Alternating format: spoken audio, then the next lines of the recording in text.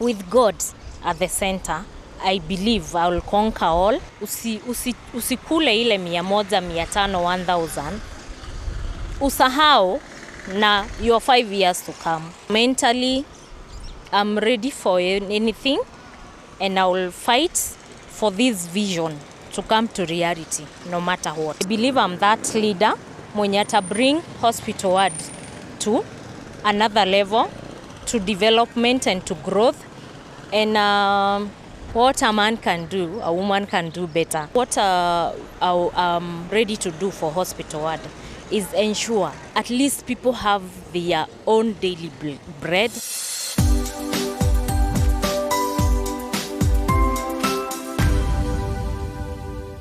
Hello viewers, just another day, another session. This is 3T TV and my name is James Watheka for another episode of Countdown 2022.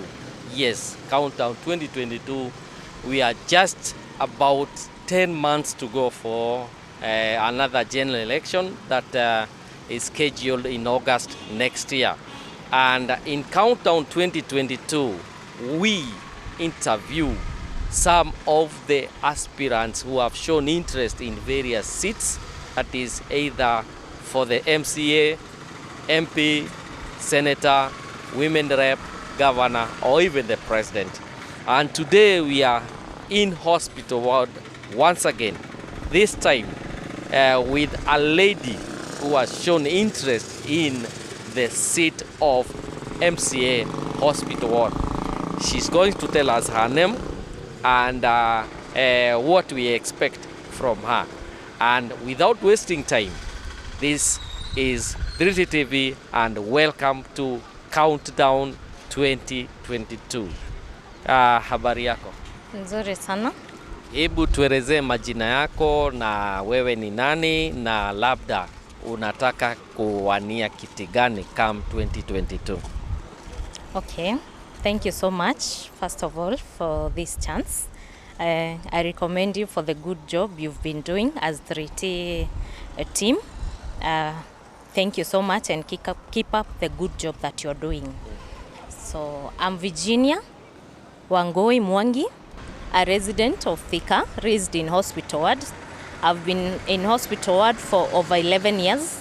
So I know hospital ward, most of the hospital ward places in and out of hospital ward, and married to one great man, Jidraf Mwangi, and blessed with 3 children. I'm also a student at MKU doing community development because I'm passionate about my community and I want to see it grow. So I want to do it professionally. I've also, for the last 6 years, I've been doing chamas, table banking programs to bring women together and also men for growth and also guide them on how to manage their finances. Also for the past 9 years, together with my husband and most of our friends, we've been going to visit children's home, different children's home within hospital ward and outside Thika, and also tumekuwa tukitembelea. We've visited kuna children's home pia za children or people with disability, pia we've been there na kuona pia the elderly in our community, tunaenda tunawatembelea under a foundation called Touching Lives Foundation. Yeah.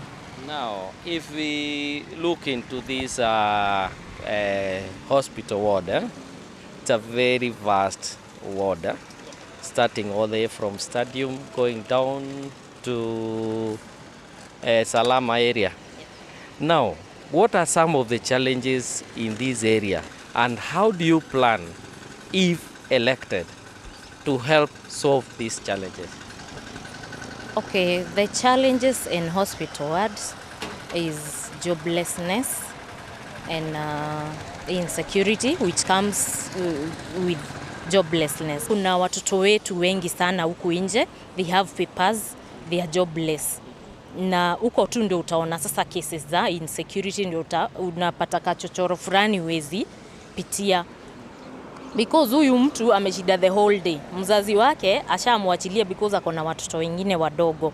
So huyu mtu the only thing itakuja kwa mind yake ni commit crime. The main thing I will focus on is joblessness and also ensure our youths wamepata access to jobs. We have so many industries in Thika, and especially in hospital ward. Most of the industries are in hospital ward. So given this opportunity, I'll talk to the owners of the industries and ensure that at least hata kama in 10 homes I pick one youth aende afanye kazi kwa hizi vibanda ziko kwetu.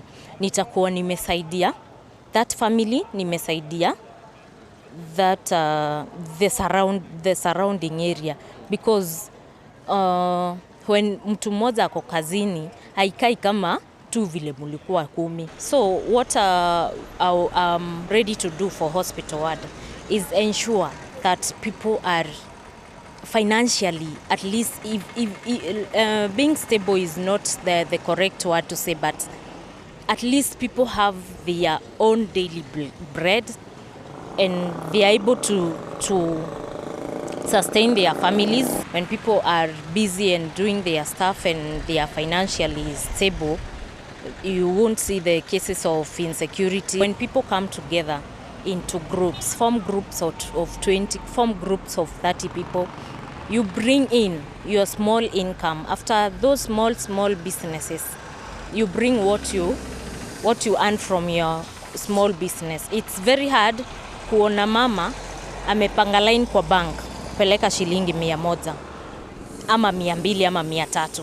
But in the table banking program, so those groups, mama ataleta shilingi 100 yake moja, mwingine aleta shilingi yake 100. We bring them together. And then after coming together and bringing our funds together, then we give them out in terms of loans or advances. We can do wonders with these small groups. And also, kuna hizi funds from now the county government, kuna funds za wamama, there are women funds, there are youth funds, kuna hizi pia funds za disability na watu wazee pia. With the funds, when we bring in the funds, na kukue sasa there is management, hiyo pesa tutakuwa tunaona inatukuza sisi na inakuza our community. Okay, still on that line of joblessness and creating some jobs, in this same ward, we have two major markets. That is Mokereti and Jamhuri market. If you look at the two markets, they are old. It's a zamani. So you find some of these mamas or the people working there are working in very deplorable conditions. Now, what is your plan for maybe Jamhuri market and Mokereti market in future?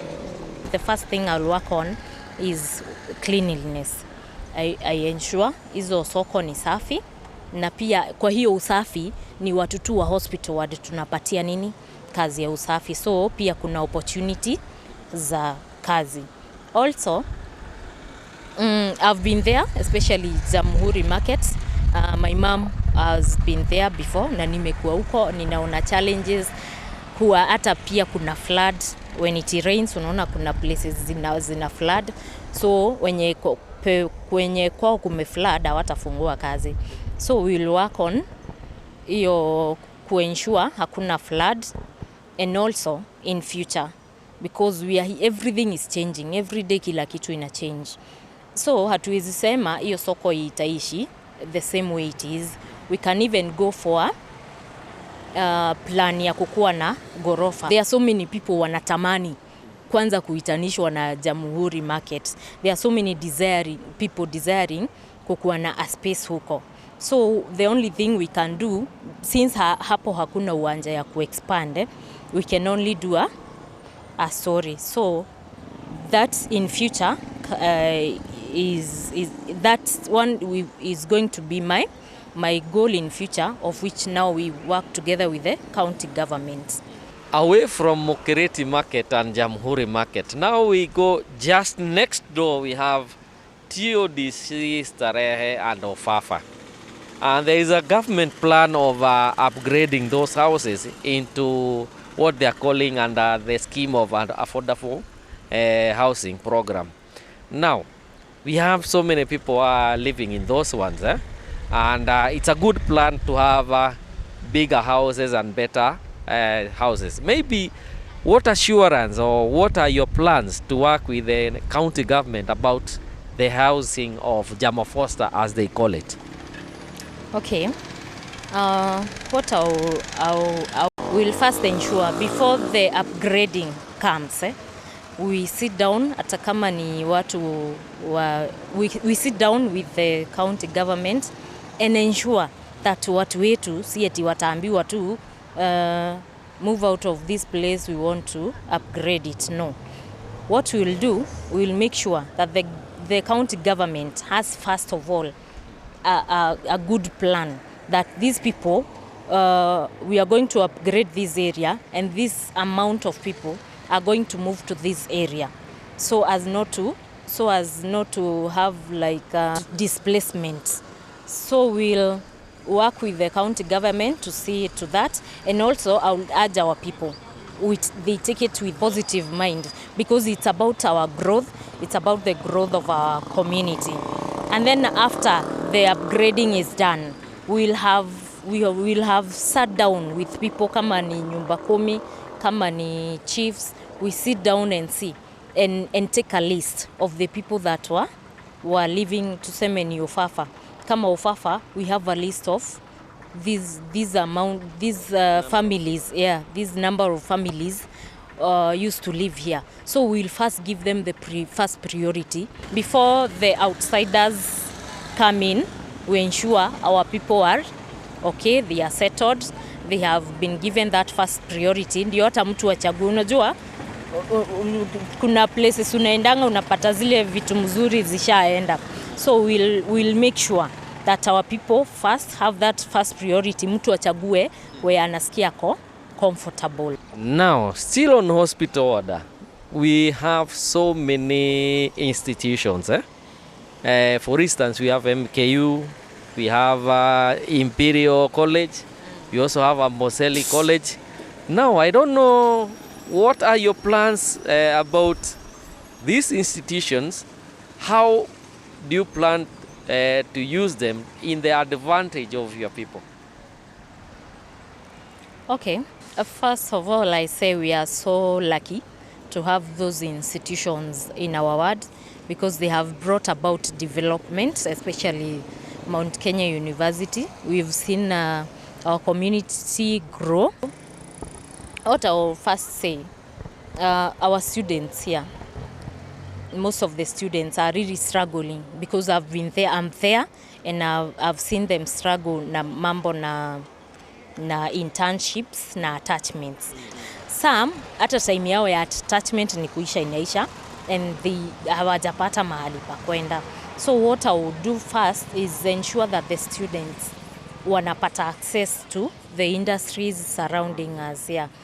So we ensure that kwanza watoto wetu hawasumbuki na those attachment and internship things. Now, we also have, I think, 2 slums. That is Matarau and partly Umoja and then Gashagi.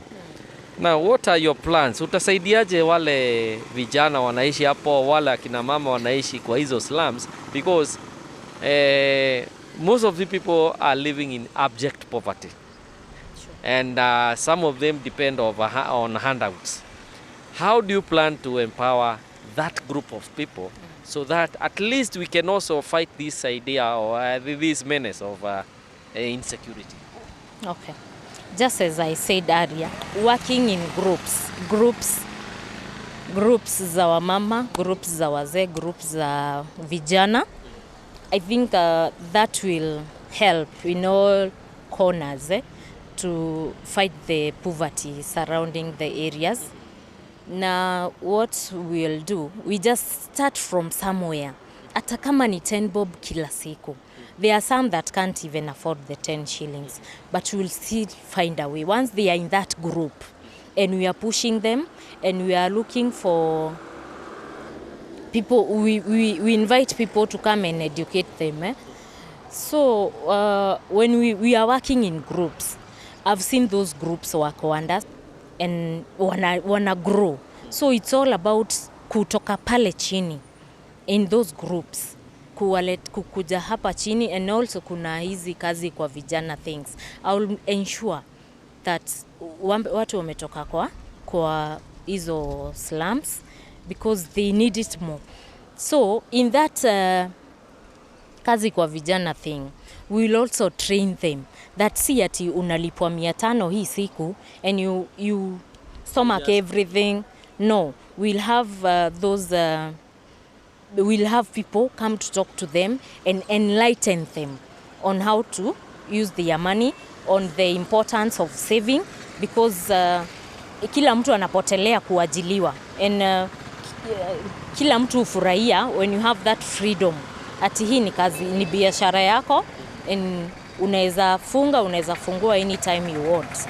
So from being employed to self-employed is also one of the things that tuta educate watu, na ndio kutoka those groups I'm assuring my people from those groups you will see people rise. And also there are issues of bursaries. I will ensure, because kuna wazazi hapo maybe mtoto alipita na hawajaweza kumpeleka hata shuleni. I will ensure that hao watu wa kutoka slums and all that ndio tutapea first priority ya hizi bursaries, because ukifunza mtoto mmoja kutoka slums umeinua a certain number of that community.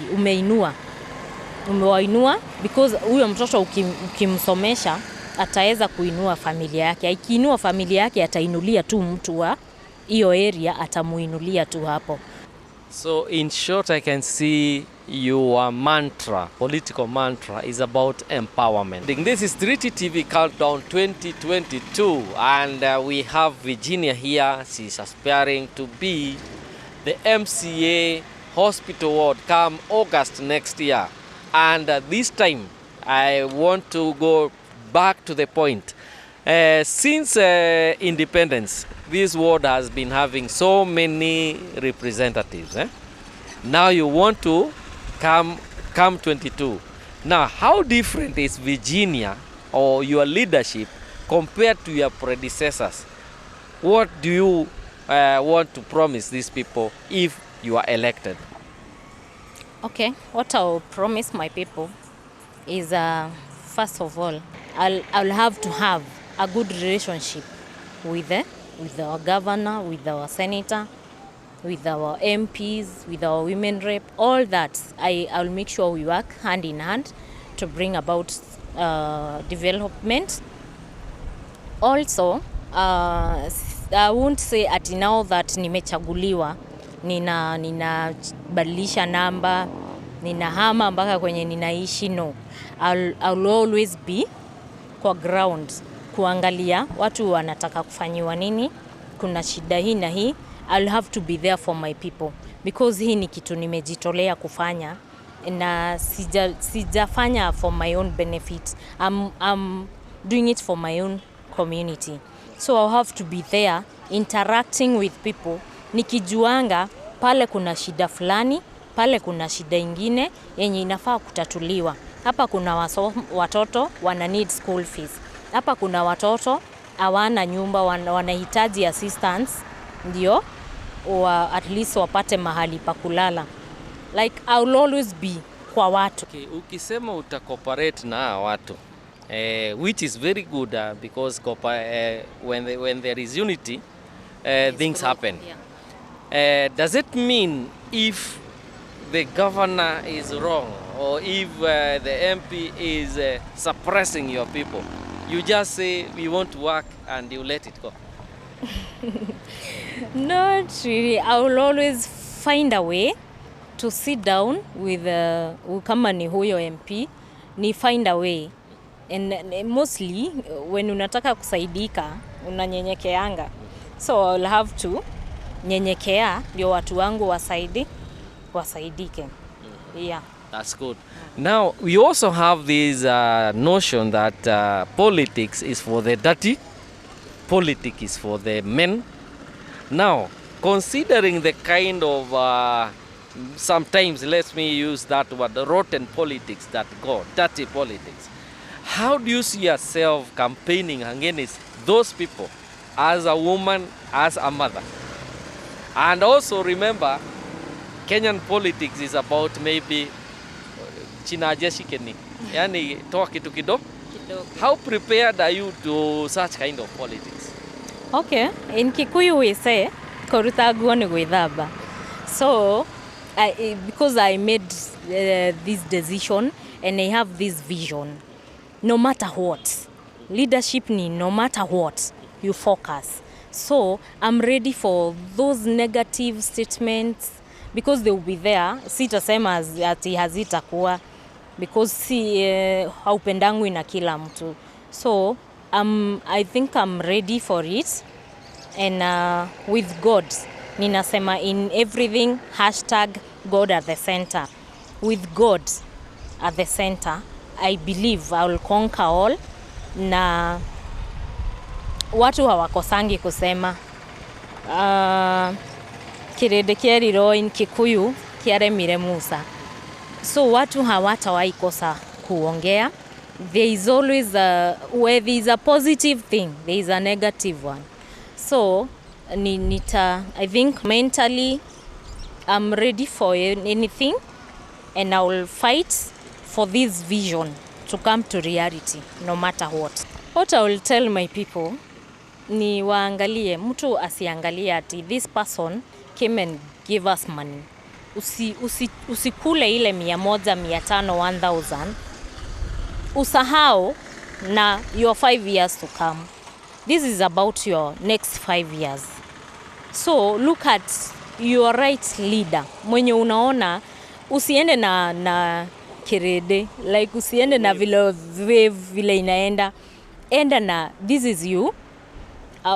It's about you, it's about your family, it's about your community. Wewe kaa chini because watu watatoka, maybe hata wengine hawaja declare interest on this. In every city yenye watu wata declare interest, wewe kaa chini as a person, as an individual, uangalie this person and this person amekuwa kienda hivi, na unajua there is a way to weigh people and you make the right decision. So what I will tell people, hata kama mtu atakula, because huwezi niletea 1000 nikatae.